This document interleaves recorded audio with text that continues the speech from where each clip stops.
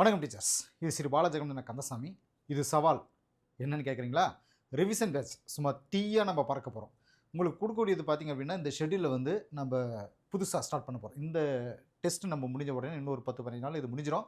இது முடிஞ்ச உடனேயே நம்ம 14/10 நம்ம இந்த ரிவிஷன் பேட்சை ஸ்டார்ட் பண்ண போகிறோம். 30 நாட்கள் இது தொடர்ந்து நடக்கும்.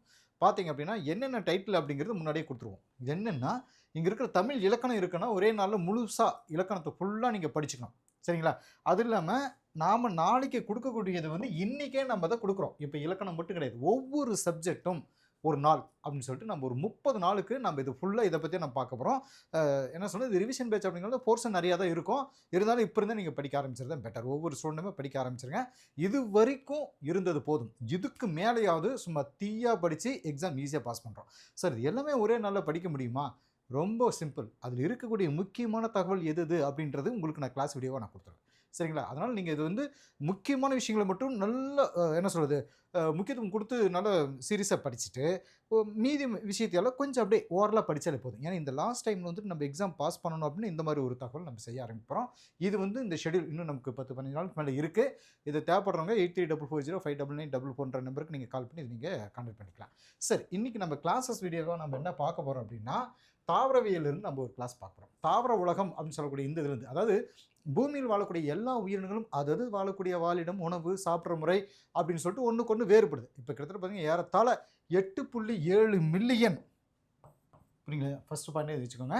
அதாவது 8.7 மில்லியன் தாவர சிற்றினங்கள் பூமி மேலே இருக்குது. 1 மில்லியன் அப்படின்னா 10 லட்சங்க. சரிங்களா?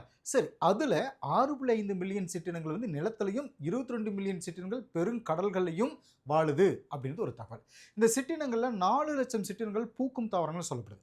ஒவ்வொரு உயிரினத்துக்கும் சில பல ஒற்றுமைகளும் வேற்றுமைகளும் இருக்குது. அதனால் பல குழுக்களை பிரிக்கலாம். இதில் வந்து பார்த்திங்கன்னா பாரம்பரிய வகைப்பாட்டு முறையில் தாவர உலகம் பார்த்திங்கன்னா 2 துணை உலகங்களாக பிரிக்கப்பட்டிருக்கு. ஒன்று பூவா தாவரம், இன்னொன்று பூக்கும் தாவரங்கள் அப்படின்னு சொல்லிட்டு பிரிச்சுக்காங்க. அதாவது பூவா தாவரங்கள் கிரிப்டோ கெமிக்கல்னு சொல்கிறது, பூக்கும் தாவரங்கள் பனர்வோ கெமிக்கல் அப்படின்னு சொல்லி பிரிச்சுவாங்க. சரி, பூவா தாவரங்கள் அப்படின்னா தாலோஃபைட்டா, பிரியோஃபைட்டா, டெரிட்டோஃபைட்டா, இதெல்லாம் பூவா தாவரங்கள் அப்படின்னு சொல்லி சொல்லுவோம். இப்போ நம்ம இந்த போர்ஷனில் பார்க்குறது பார்த்திங்கன்னா ஆல்கா, பூஞ்சை, பிரியோஃபைட்டா அண்டு டெரிட்டோஃபைட்டை பற்றி நம்ம பார்க்கலாம். தாவரங்களோட வகைப்பாடு, இங்கே இருக்கக்கூடிய இந்த வகைப்பாடுகளை பற்றி நம்ம பார்ப்போம். முதல்ல பாசிகள் அப்படின்னா ஆல்கா இல்லைங்களா?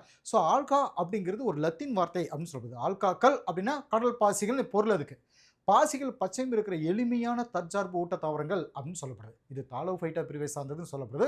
இதோட உடலமானது தாலஸ் அப்படின்னு அழைக்கப்படுது. தாலஸ் அப்படின்ற வார்த்தை வந்து மைண்ட் வச்சுக்கோங்க. தாலஸ், என்னுடைய உடலை வந்து தாலஸ் அப்படின்னு அழைக்கப்படுது. அதாவது உடலமானது வேர், தண்டு, இலை அப்படின்னு வேறுபாடு இல்லாததுன்னு சொல்லுவாங்க. பெரும்பாலான பாசிகள் தண்ணியில் தான் வாழக்கூடியது. இது உங்களுக்கு தெரிஞ்சிச்சுன்னா, அது நல்ல தண்ணியாக இருந்தாலும் சரி, அது கடல் தண்ணியாக இருந்தாலும் சரி, உப்பு தண்ணியாக இருந்தாலும் சரிங்க. ஒரு சில பாசிகள் மட்டும் ஈரமான நிலப்பகுதிகளில் இருக்கும். சில பாசிகள் ரொம்பவே நுணுக்கமானதுன்னு சொல்லுவாங்க. இந்த பாசிகள் நீருக்கு மேற்பரப்பில் மிதக்கக்கூடியதுன்னு சொல்லுவாங்க. இதை தாவர மிதவை நுண்ணுயிர்கள் அப்படின்னு சொல்லப்படுது. இதை தாவர மிதவை நுண்ணுயிர்கள். சரிங்களா? சரி, சில பாசிகள் இணக்கம் இன்னொரு இதோட உயிரினத்தோடு இணங்கி போகிறது. இப்போ பாசிகள், பூஞ்சைகள் ஒன்றுக்கு ஒன்று இணைஞ்சு ஒன்றா சேர்ந்து நன்மை கொடுக்குற வகையில் அமைஞ்சிருக்கும். எடுத்துக்காட்டுக்கு சொல்லணும் அப்படின்னா லைக்கன்கள் சொல்லுவாங்க. இப்போ வந்து இணக்க உயிர்கள் அப்படின்னு சொன்னால் எடுத்துக்காட்டுக்கு லைக்கன்கள், ஒரு சில வகை பாசிகள், தொற்று தாவரங்கள் சொல்லப்படுது. சரிங்களா? பாசிகள் பற்றின பாடப்பிரிவுக்கு பேர் ஆல்காலஜி அப்படின்னு சொல்லலாம். ஆல்காலஜி அல்லது பாசியல் அப்படின்னு சொல்லப்படுது. பாசிகள் 3 வகைகளில் இனப்பெருக்கம் செய்யுது. ஒன்று துண்டாதல் முறைப்படி. அதாவது துண்டாதல் மூலம் உடலை பெருக்கம் நடக்குன்னு சொல்லுவாங்க. அதை எடுத்துக்கிட்டு சொன்னால் ஸ்பைரோகைரோ சொல்லலாம். ரெண்டாவது பாலிலா இனப்பெருக்கம், ஸ்போர் உருவதல் மூலமாக நடக்கிறது. எடுத்துக்காட்டுக்கு கிளாம்டோமோனஸை சொல்லலாம். மூணாவதாக பாலின செல்கள் இணைவதன் மூலமாக இணைவதன் மூலம் பாலின இனப்பெருக்கம் நடக்கிறது அப்படின்னு சொல்லலாம். எடுத்துக்காட்டுக்கு ஸ்பைரோகைரோ சொல்லலாம். சரிங்களா? ஸோ நிறமைகளின் அடிப்படையில் பாசிகளின் வகைப்பாடு வந்து நம்ம அடுத்து கொடுத்துருக்கோம். இதில் இருக்கிறது என்னென்னா, நிறமைகளுடைய அடிப்படையில் ஆல்காக்கள் பல வகைகளை பிரிச்சிருக்காங்க. அது என்னன்னு பார்த்தீங்கன்னா, ஃபஸ்ட்டு வந்து நீலப்பசும் பாசிகள்னு சொல்கிறது. நீலப்பசும் பாசிகள் அது சைனோஃபைசி அப்படின்னு சொல்கிறது. எடுத்துக்காட்டுக்கு பார்த்தீங்கன்னா ஆசிலெட்டோரியான்னு சொல்லலாம். ஆசிலெட்டோரியா அதனுடைய நிறமை வகை பார்த்தீங்கன்னா ஃபைகோசைனின்னு சொல்கிறது. ஆசிலெட்டோரியா அதனுடைய நிறமை வந்து, அதாவது உதாரணத்துக்கு ஆசிலெட்டோரியா சொல்லலாம். நிறமையோட வகை பார்த்தீங்கன்னா ஃபைகோசைனின்னு சொல்லுவாங்க. உணவு சேமிக்கிறது வந்து சைனோஃபைசின் ஸ்டார்ச் அப்படின்னு சொல்லுவாங்க. ரெண்டாவது பச்சை பாசிகள் அப்படிங்கிறது வந்து குளோரோஃபைசின்னு சொல்கிறது. உதாரணத்துக்கு கிளாம்டோமோனஸ் சொல்லலாம். நிறமையோட வகை பச்சையம், உணவு சேமிப்பு ஸ்டார்ச். மூணாவது பழுப்பு பாசிகள் சொல்கிறது. இந்த ஏரியாவில் நமக்கு கொஸ்டின் கேட்டிருந்தாங்க. பழுப்பு பாசிகள் அப்படிங்கிறது பேயோஃபைசின்னு சொல்கிறது. உதாரணத்துக்கு லேமினேரியா சொல்லலாம். நிறமையோட வகை பார்த்தீங்கன்னா ஃபீகோசாந்தின்னு சொல்கிறது. உணவு சேமிக்கக்கூடிய அந்த இது பார்த்தீங்கன்னா லேமினேரியன் ஸ்டார்ச். அது மட்டும் இல்லாமல் மானிட்டால் அப்படின்னு சொல்லலாம். 4வது சிவப்பு பாசிகள். இந்த சிவப்பு பாசிகள் வந்து ரேடோஃபைசின்னு சொல்கிறது. உதாரணத்துக்கு பாலிசைஃபோனியான்னு சொல்கிறது. பாலிசைஃபோனியா சிவப்பு. நிறமியோட வகை பார்த்தீங்கன்னா ஃபைகோஎரித்தின்னு சொல்லப்படுது. உணவு சேமிப்பு ஃப்ளோரிடியன் ஸ்டார்ச் அப்படின்னு சொல்லி சொல்கிறது. இப்போது பாசிகளுடைய இந்த பொருளாதார முக்கியத்துவம் என்ன அப்படின்னு சொல்லிட்டு பார்த்தோம் அப்படின்னா, உணவு சில இடங்களில் உணவை பயன்படுத்துவாங்க. ஜப்பான், இங்கிலாந்து, இந்த இந்தியா இந்த மாதிரியான நாடுகளில் பார்த்தீங்கன்னா பாசிகளை மக்கள் உணவாக சாப்பிட்றாங்க. அதுக்கு எடுத்துக்கால சொல்கிறது அல்வா, ஸ்பைருல்னா, குளோரிஃப்ளா, பாருங்க ஸ்பைருல்னா குளோரில்லா சொல்லலாம். சரிங்களா? அல்வா, ஸ்பைருல்னா, குளோரில்லா இதெல்லாம் இந்த உணவாக பயன்படுத்துகிறாங்க. சில பாசிகள் வீட்டு விலங்குகளுக்கு கூட உணவாக பயன்படுத்துகிறாங்க. எடுத்துக்காட்டு சொல்லலாம் லேம்னேரியா, அஸ்கோஃபிலம் இதெல்லாம் சொல்லலாம். வீட்டு விலங்குகளுக்கு பயன்படுத்துறது லேம்னேரியா, அஸ்கோஃபிலம் அப்படின்னு வச்சுக்கலாம். வேளாண்மையில் எந்த அளவுக்கு பயன்படுத்துவாங்க, சில நீல பச்சை பாசிகள் வந்து வளிமண்டல நைட்ரஜனை மண்ணில் நிலைநிறுத்துறதுல முக்கியத்துவம் வாய்ந்ததாக சொல்லப்படுது. ஒரு மண்ணோட வளத்தை அதிகரிக்குது. எடுத்துக்காட்டுக்கு நாஸ்டாக், அனபீனா இதெல்லாம் நம்ம சொல்லலாம். வேளாண்மையில் வந்து பயன்படுத்தக்கூடியது வந்து நாஸ்டாக், அனபீனா. அடுத்து அகார்னு சொல்கிறது. அப்படிங்கிறது அகார் அப்படின்னா ஜெலிடியம், கிரிசோலேரியா இந்த மாதிரி சிவப்பு பாசிகளிலிருந்து எடுக்கப்படுது. இது ஆய்வகங்கள் இருக்கிற அந்த என்ன சொல்கிறது வளர்ப்பு ஊடகங்களில் பயன்படுது அகார். இதுவும் ஒரு டைம் எக்ஸாம்பிள் கேட்டிருந்தாங்க. அயோடின் பார்த்தீங்கன்னா லேமினேரியா மாதிரியான பழுப்பு பாசிகளிலிருந்து அயோடின் பெறப்படுது. சரிங்களா?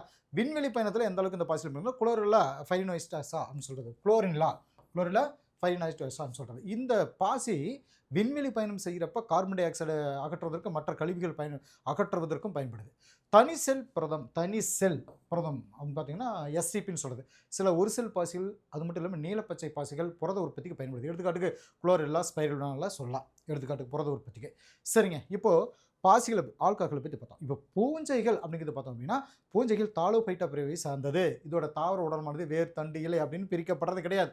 பூஞ்சைகள் பார்த்தீங்கன்னா பூஞ்சைகளோட உடலமானது பார்த்தீங்கன்னா ஹைபாக்கள் அப்படின்ற பூஞ்சை இலைகளால் ஆனது. இது ஒரு பாயிண்டாக மெயில் வச்சுக்கோங்க. ஒன்றுக்கு மேற்பட்ட பூஞ்சை இலைகள் இணைஞ்சி மைசீலியம் அப்படிங்கிற இலைப்பின்னலை உருவாக்குது. பூஞ்சைகள் பல செல்களான யூகரியாட் செல் அமைப்பை கொண்டதுன்னு சொல்லப்படுது. ஈஸ்ட் மாதிரியான சில வகை பூஞ்சைகள் பார்த்திங்க அப்படின்னா ஒரு செல்லாலான யூகரியாட் செல் அமைப்பு கொண்டதுன்னு சொல்லப்படுது. பூஞ்சையோட செல் சுவரானது கைட்டின், இதை வந்து மனப்பாடம் பண்ணிக்காங்க. கைட்டின் அப்படின்ற வேதிப்பொருளால் ஆனது. பூஞ்சைகள் அந்த ஸ்டார்ச் சொல்கிறது பார்த்தீங்கன்னா பூஞ்சைகளோட உணவுப் பொருட்கள் கிளைக்கோஜனாகவும் எண்ணெயாகவும் சேமிக்கப்படுது. இதில் ஸ்டார்ச் இல்லை. ஏன்னா பூஞ்சைகளில் பச்சையும் கிடையாது. அதனால் பிறசார்பு உயிர்களாக இருக்குது. பிறசார்பு உயிர்கள்னால் என்ன, மற்ற உயிர்கள்ட்டிருந்து சத்து பொருள் அதுக்கு தேவையான உணவுப் பொருட்கள் இழுத்துக்கிறது, வாங்கிக்கிறது, திரட்டுறதுன்னு வச்சுக்கலாம். பிறசார்பு உயிர்கள் 3 வகைகளாக பிரிக்கப்பட்டிருக்கு. ஒன்று ஒட்டுண்ணிகள், மட்குண்ணிகள், இணைப்பு உயிர்கள் அப்படின்னு 3 வகை இருக்குது பிறசார்பு உயிர்களில். இதாங்க நம்ம வரிசையாக கொடுத்துருப்போம். இந்த ஒட்டுண்ணிகள் வந்து ஒரு சில நேரங்களில் எக்ஸாம்பிள் கேட்டிருக்காங்க. ஒரு சில பூஞ்சைகள் ஒட்டுண்ணிகளாக வாழுது. அது என்ன சொல்லுது, ஹாஸ்டோரியா அப்படின்ற உறிஞ்சி உறுப்புகள் மூலமாக உயிருள்ள பொருள்களுடையிலிருந்து அதுகிட்ட இருந்து உணவை எடுத்துக்குது. எடுத்துக்கிட்டு சொன்னால் செக்கோஸ்பாரா பெர்சனாட்டான்னு சொல்லலாம். இது வேர்க்கடலை செடியை பாதித்து டிக்கானோவை உருவாக்குது. சரிங்களா? இப்போது பூஞ்சைகள் பற்றின பாடப்பிரிவு மைக்காலஜி. பூஞ்சைகள் பற்றின பாடப்பிரிவு மைக்காலஜின்னு சொல்லப்படுது. ஒரு சில பூஞ்சைகள் மட்குண்ணிகளாக வாழுது. அது இறந்த மற்றும் அழுகிய அந்த பொருள்கள் மேலே வாழ்ந்து அதிலிருந்து உணவு எடுத்துக்குது. எடுத்துக்காட்டுக்கு ரைசோபஸ் அப்படின்னு சொல்லலாம். என்ன பஸ்? ரைசோபஸ். சரிங்களா? இணைப்புயிரிகள் அப்படின்னு சொல்லிட்டு பார்த்தீங்கன்னா இங்கே இருக்கக்கூடிய அந்த 3ஆவதாக சொல்லக்கூடிய இந்த இணைப்புயிரிகள் உயர் தாவரங்களுடைய பூஞ்சைகளுடைய இணைஞ்சு கூட்டுயிர்களை வாழுதுன்னு சொல்லப்படுது. சரிங்களா? இவ்வளோ தான் அங்கே இருக்கிற எக்ஸாம் பாயிண்ட் ஆஃப்ல இருக்கிற தகவல்கள். பூஞ்சைகளுடைய வகைப்பாடு அப்படின்னு சொல்லிட்டு பார்த்தீங்கன்னா 2ஆக சொல்லலாம். வகைப்பாடு 2 பிரிவுகளாக பிரிக்கப்பட்டிருக்கு. ஒன்று மிக்சோமைசிட்ஸ், யூமைசிட்ஸ் அப்படின்னு சொல்லுறது. அந்த யூமைசிட்ஸ் 4 வகையாக இருக்குது. பைகோமைசிட்ஸ், ஆஸ்கோமைசிட்ஸ், பசிடியோமைசிட்ஸ், பசி. சரிங்களா? டியூட்டி அவங்க செய்யக்கூடிய டியூட்டின்னு சொல்கிற மாதிரி 4வது வந்து டீட்டூரோர் மைசிட்ஸ் அப்படின்னு சொல்லப்படுது. சரிங்களா? ஸோ இங்கே இருக்கக்கூடிய 4 வகைகள் ஒருவேளை எக்ஸாமில் கேட்கலாம் அப்படிங்கிறனால நம்ம கொடுத்துருக்க பூஞ்சைகளுடைய பொருளாதார முக்கியத்துவம் என்ன அப்படிங்கிறது கேட்டுப்போம். ஃபஸ்ட்டு பார்த்தீங்கன்னா நுண்ணுயிரி கொல்லி, அதாவது பென்சிலின் அப்படின்னு உங்களுக்கு தெரியும். அதாவது பென்சிலின் நெட்டாட்டம் அப்படிங்கிறது செப்ளோஸ்போரின் மாதிரியான இந்த நுண்ணுயிர் கொல்லிகள் பூஞ்சைகளிலிருந்து தயாரிக்கப்படுது. சரிங்களா? இது வந்து பார்த்திங்கன்னா பல நோய்களை தீர்க்கக்கூடிய மருந்தாக பயன்படுது. உணவு பார்த்திங்க அப்படின்னா நம்ம சாப்பிட்ற உணவுகளை என்ன அப்படின்னா காளான்கள் அதிக அளவு புரதத்தை தாது பொருட்கள் இருக்கும். காளான்கள் நாம் அதை சாப்பிடும் பொழுது அது அதிக அளவு புரதம் இருக்குது, தாது பொருட்கள் அதில் இருக்குது. உண்ணக்கூடிய பொதுவான காளானுடைய வகை பேர் பார்த்திங்கன்னா அகாரிகஸ், பொத்தான் காளான், பட்டன் காளான் அப்படின்னு சொல்கிறாங்க.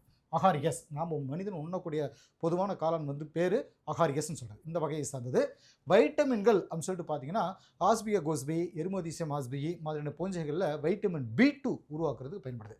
இந்த 2மே வைட்டமின் B2. இது வந்து எக்ஸாம்பிள் கேட்டிருந்தாங்க போன டைம். மதுபானம் தயாரிக்கிறது ஈஸ்ட் மாதிரியான சில பூஞ்சைகளில் இன்வெர்டேஸ், சைமஸ் மாதிரியான அந்த நொதிகள் கொண்டதாக இருக்கும். அது சர்க்கரை கழிவு நொதிக்க செஞ்சு எத்தனாலாக மாற்றப்படுது. அது வந்து ஆல்கஹால், அதாவது இங்கே இருக்கக்கூடிய மதுபானம் தயாரிக்கிறதுக்கு பயன்படுது. பூஞ்சைகளால் ஏற்படக்கூடிய தீமைகள் பாருங்கள். பூஞ்சைகள் ஏற்படுகிற தீமைகள். பூஞ்சைகள் பார்த்தீங்கன்னா தாவரங்கள், விலங்குகள் பல வகைகள், அதாவது இந்த 2 உயிரினங்களுக்கும் பல வகையில் நோய்கள் உண்டு பண்ணுது. பார்த்தீங்கன்னா முதல்ல தாவரங்களை பார்த்தீங்கன்னா ஃபஸ்ட்டு எடுத்துமே ஃபியூசேரியம் ஆக்சிபோரம், பருத்தி வாடல் நோய்ன்னு சொல்லுது. ஃபியூசேரியம் ஆக்சிஸ்போரம், ஃபியூச்சேரியம் பருத்தியில் போய் அட்டம்னா எந்த ஃபியூச்சர் இருக்குது, ஸோ ஃபியூச்சேரியம் போயிடுச்சு, ஆக்சிடென்ட் ஆன மாதிரி ஆக்சிபோரம், பருத்தி ஆக்சிடென்ட் ஃபியூச்சர் போயிடுச்சு அப்படின்னு மனசில் வச்சுக்கோங்க. இது மனப்பாடம் பண்ணுறதுக்காக. செர்கோஸ்போரா பெர்சனட்டா, பெர்சனட்டா பர்சனாலிட்டியா, வேர்க்கடலில் டிக்கா நோய், பர்சனாலிட்டியா டிக்டாக் என்ன சொல்லுது டிப்டாப்பாக பர்சனாலிட்டியாக வந்தார் அப்படின்னு நம்ம படிப்போம் இல்லைங்களா. ஸோ செர்கோஸ்போரா பெர்சனட்டா அப்படிங்கிறது வேர்க்கடலுடைய டிக்கா நோய் அப்படின்னு சொல்லப்படுது. இதுலேயே கோலிடோட்ரைக்கம் பால்கேட்டம் அப்படிங்கிறது கரும்பு, அதாவது கோலிடோட் கரும்பு, பாலிகோட்டம் வந்து கோழினா கோலிடோட் கோழி துரத்துறது, கரும்பில் சிவப்பழுகள் நோயின்னு பேர். கரும்பு காட்டில் போய் கோழி ஒளிஞ்சிடுச்சு அப்படின்னு மனசில் வச்சுட்டோம்னா கோலிடோட்ரைக்கம் பல்கேட்டம் அப்படின்றது மைண்டில் வச்சுக்கலாம். ஃபைரிக்ளோரியா பைனோக்ளோரியா ஒரைசியா அப்படின்னா நெல்லில் பிளாஸ்ட் நோய், நெல்லில் பிளாஸ்ட்டு பைனோக்ளோர், இந்த மனசில் வச்சுக்கோங்க. ஃபைரிக்ளோரியா ஒரைசே அப்படின்னா ஒரைசைனால ரைஸ் அரிசி நெல்லுன்னு மைண்டில் வச்சுக்கலாம். அடுத்து அல்புகோ கேண்டிலா, கேண்டில் அப்படின்னாலே வந்து விளக்கேற்றுறது நம்ம மைண்டில் வச்சுக்கோங்க. கேண்டில் எடுத்துகிட்டு வா சொல்கிறோங்களா. முள்ளங்கியில் வெண்துரு நோய், முள்ளங்கி வெள்ளையாக தான் இருக்கும், அதில் வெண்துரு நோய் ஒன்று இருக்குது. அப்போ கேண்டில் வெளிச்சம் ஏற்றோம்னா வெண்மையான வெளிச்சம் வரும், வெள்ளை வெள்ளை இப்படி மைண்டில் வச்சுக்கோங்க. சரிங்களா, ரைட். அடுத்து பாருங்கள், ஆரிச் விட்கருடைய 5 உலக வகைப்பாட்டில் பூஞ்சைகள் 3வது உலகமாக இருக்குது. ஏன்னா இதில் வந்து பச்சையம் ஸ்டார்ஸ் இல்லை, அதனால் 3வது உலகத்தில் வச்சுருப்பாங்க. அடுத்ததாக மனிதர்கள் இந்த பூஞ்சை நோய் எந்த அளவுக்கு இருக்குது அப்படின்னு பார்த்தோம்னா ஃபஸ்ட்டு ட்ரைக்கோஃபைட்டான் இனம், ட்ரைக்கோஃபைட்டான் இனம், ட்ரை பண்ணுங்கள், அதாவது உருளை புழுக்கள், அதாவது வட்ட வடிவமான தடிப்புகள் தோலில் வரும், வட்ட வடிவமான தடிப்புகள் வந்து நம்ம ட்ரைக்கோஃபைட்டா அப்படின்னு சொல்கிறது. ரெண்டாவது பாருங்கள், மைக்கோஸ்போரம் ஃபர்பர் பொடுகு, பர்ரு பொடுகு இப்படி மனசில் வச்சுக்கோங்க. பர் பொடுகு பா போ அப்படின்னு மனசில் வச்சுக்கோங்க. 3வது டீனியா பெடிஸ், கால் பாதத்தில் ஏற்படக்கூடிய நோய், கால் பாதத்தில் டீனியா பெடிஸ், பெடல் போடும்போது, பெடிஸ்னா பெடல், டீனியா பெடிஸ் பெடல், சைக்கிளில் பெடல் போடும்போது கால் பாதத்தில் இந்த நோய் வந்துருச்சு அப்படின்றத மனசில் வச்சுக்கோங்க. சரிங்களா.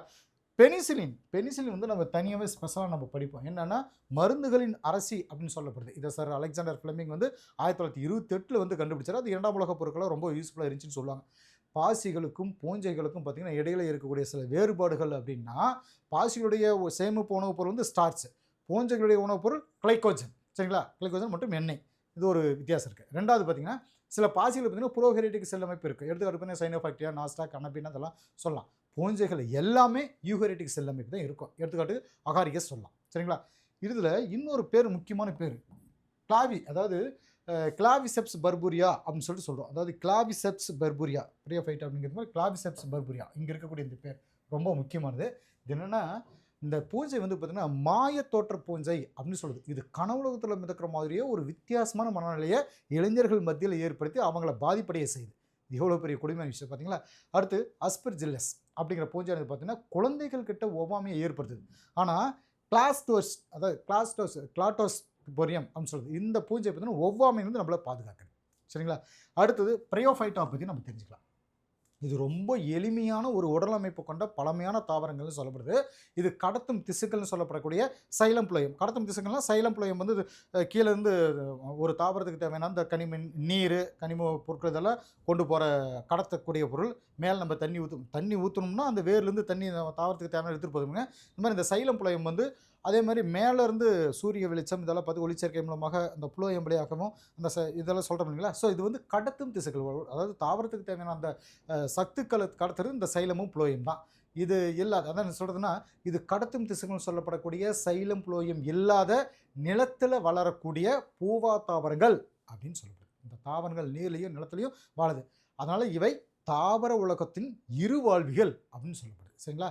இதோட வாழ்க்கை சுழற்சிக்கு நீர் ரொம்ப அவசியமானது. ஸோ சைலம் புளோயம் பின்னாடி இது இருக்குது. ஃபைட்டோகளில் பார்த்திங்கன்னா தெளிவான சந்ததி மாற்றம் இருக்குது. அது மாதிரி கேமிட்டோஃபைட்டு சந்ததி ஓங்கு தன்மை கொண்டதுன்னு சொல்லப்படுது. இதெல்லாம் இருக்கக்கூடிய முக்கியமான பாயிண்ட்ஸ். இந்த பிரையோஃபைட்டான் வரும்பொழுது ஸ்போரோஃபைட்டு சந்ததி கேமிட்டோஃபைட்டு சந்ததியை சார்ந்து இருக்கும். அதே மாதிரி பார்த்திங்கன்னா கேமிட்டோஃபைட்டு தாவரம் வந்து பார்த்திங்கன்னா தாலஸ்தால் லிவர் வாட்ஸ்ன்னு சொல்லக்கூடியது, அல்லது இலை மாசஸ் இந்த மாதிரியான இதுன்னு சொல்லப்படுது. சரிங்களா. தாலஸ்தால் அல்லது இலை மாதிரியானதுன்னு சொல்லப்படுது. தாவரமானது பார்த்திங்கன்னா ரைசைடு அப்படின்னு சொல்லப்படக்கூடிய வேரிகள் மூலமாக வளர்தளத்தோடைய நிலையாக ஒன்றப்படுது. இது ஒரு முக்கியமான தகவல். பாலின பெருக்கம் பார்த்திங்கன்னா ஊகேமெஸ் முறையில் நடக்குது. ஊகேமெஸ் இந்த பேர் மைண்டில் வச்சுக்கோங்க. பாலின பெருக்கம் அப்படின்னு சொல்லுது. இது நன்கு வளர்ச்சி அடைஞ்சு பாலின உறுப்புகள்னு சொல்லப்படக்கூடிய ஆந்திரடியா, அதே மாதிரி ஆர்கிகோனியா பெண் இனப்பெருக்கம்னு சொல்லக்கூடியது. ஸோ ஆர்கிகோனியா அப்படின்னு சொல்கிறது இதெல்லாம் அங்கே அதில் இருக்குது. ஸோ இது பிரியோஃபைட்டான்னு வரும்பொழுது இதெல்லாம் பாயிண்ட்ஸாக மைண்டில் வச்சுக்கோங்க. கேமிட்டோஃபைட் சந்ததியோட முதல் செல் ஸ்போர் அப்படின்னு சொல்லுது, ஸ்போர்னு சொல்லப்படுது. ஸோ பிரியோஃபைட்டருடைய வகைப்பாடு பார்த்தீங்கன்னா இந்த தாவரங்கள் 3 வகுப்புகளாக அதான சொல்லுது. பிரியோஃபைட்டருடைய வகைப்பாடு 3 வகுப்புகள் இருக்குது. என்ன அப்படின்னா ஹைபாட்டிகோ, அதாவது ஈரல் வடிவம் கொண்டது. 2வது ஆந்தோசெரட்டே அப்படின்னு சொல்லக்கூடிய இது வந்து கொம்பு வடிவம் கொண்டது. மாஸ்கல் அப்படின்னு சொல்லுது. அதாவது மாஸ்கல் அப்படின்னு 3வது வகையாக சொல்லுது. அதாவது ஹைபாபாட்டிக்கா எடுத்துக்காட்டுக்கு ரிக்ஸியா சொல்லலாம். இது பிரியோஃபைட்டருடைய கீழ்நிலை தாவரங்கள்னு சொல்லப்படுது. இது மாஸ்களை விட எளிதான அமைப்பு கொண்டதுன்னு சொல்லுவாங்க. ஸ்பைரோஃபைட்டா அது ரொம்பவே எளிமையானது, குறுகிய நாள் வாழக்கூடியது. அடுத்து பார்த்தீங்கன்னா ஆந்த்ரோசெரட்டே அப்படின்னு சொல்லக்கூடியது. இந்த ஆந்த்ரோசெரட்டே அப்படிங்கிறது எடுத்துக்காட்டுக்கு ஆந்த்ரோசெரஸ்ன்னு சொல்லலாம். கேம்டோஃபைட் வேறுபடுத்த முடியாத தாலஸ் அமைப்பு இருக்குது. இதில் வேர் வளர்கள் ஒரு செல்லோட காணப்படுது. இதில் கிளைகள் கிடையாது. புரோட்டினிமா நிலை இதில் இருக்கிறது இல்லை. ஸ்போரோஃபைட் ஆனது பாரதம், கேப்சூல் இந்த மாதிரி இன்னும் பிரிக்கப்பட்டிருக்கும். மாஸ்கல்னு எடுத்துட்டோம் அப்படின்னா எடுத்துக்காட்டு வந்து ஃபியூனேரியா அப்படின்னு சொல்லுது. ஃபியூனேரியான்னு சொல்லுது. இது பிரியோஃபைட்டாவில் இருக்கக்கூடிய உயர்நிலை தாவரங்கள் கேம்டோஃபைட் தண்டு, இலை அப்படின்னு வேறையாக பிரிக்கப்பட்டிருக்கும். சரிங்களா? புரோட்டினிமா நிலை இதில் காணப்படுது. அதே மாதிரி ஸ்போரோஃபைட் வந்து பார்த்தீங்கன்னா பாதம், சீட்டா, கேப்சூல் அப்படின்னு பிரிக்கப்பட்டிருக்கு. சரிங்களா? பிரியோஃபைட்டனுடைய இந்த பொருளாதார முக்கியத்துவம்னு சொன்னோம் அப்படின்னா இது மண்ணரிப்பை தடுக்குது. ஸ்பேக்னம் அப்படின்ற அந்த பூஞ்சை நீரை உறிஞ்சக்கூடியது. அதனால் இது பண்ணை நாற்றங்களில் அதிகம் பயன்படுத்துவாங்க. பீட் இது ரொம்ப ரொம்ப முக்கியம். இது அடிக்கடி எக்ஸாம்பிள் கேட்டது. பீட் அப்படிங்கிறது நிலக்கரி மாதிரி விலை மதிப்பு இருக்கக்கூடிய எரிபொருள்னு சொல்லப்படுது. இது ஸ்பேக்னம் தாவரத்திலிருந்து பெறப்படுது. சரிங்களா? ரைட். இது அடுத்து வந்து நம்ம டெரிட்டோஃபைட்டுகள் நம்ம அடுத்து ஒரு கிளாஸில் நம்ம பார்த்துலாம். ஓகே டீச்சர்ஸ், இன்றைய கிளாஸ் வீடியோஸ் இதோட கம்ப்ளீட் ஆகுது. தேங்க்யூ.